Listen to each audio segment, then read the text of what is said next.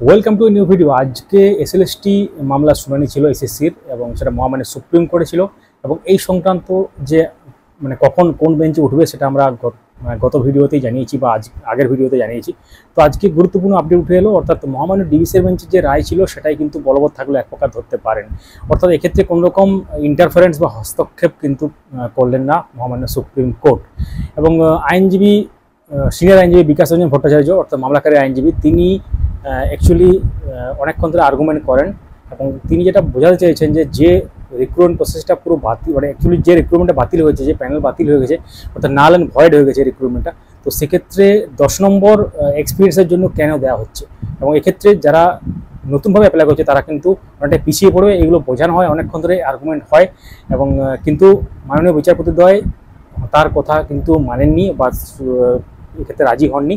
এবং তিনি বলেছেন এক্ষেত্রে যেসব ক্যান্ডিডেটরা এক্ষেত্রে এই নিয়োগের মধ্যে ছিল তাদের কেন দোষ হবে, এক্ষেত্রে তো ক্যান্ডিডেট কেন সাফার করবে একটা জিনিসের জন্য। সেই জন্য তিনি ওই আগের যে ব্যাপারটা ছিল সেটা রাখা। এক্ষেত্রে মামলাকারীর কিন্তু যিনি মামলাকারী হার হয়ে গেল বা পরাজয় ঘটলো এক প্রকার ধরতে পারেন। অর্থাৎ মহামান্য ডিভিশন বেঞ্চে যে ব্যাপারটা ছিল সেটা কিন্তু থেকে গেল।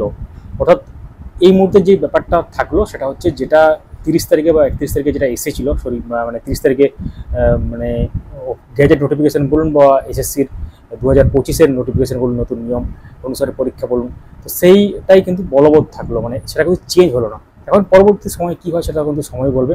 অর্ডার কপি এলে আরও বিস্তারিতভাবে আমরা নিয়ে আসবো ব্যাপারটা। অবশ্যই ভিডিওটি লাইক করুন, সবার সাথে শেয়ার করুন। যারা ফেসবুক যুক্ত নেই অবশ্যই ফেসবুক আমাদের পেজটিকে ফলো করে রাখুন। যারা ইউটিউব থেকে দেখছেন আমাদের এই চ্যানেলটিকে সাবস্ক্রাইব করে রাখুন।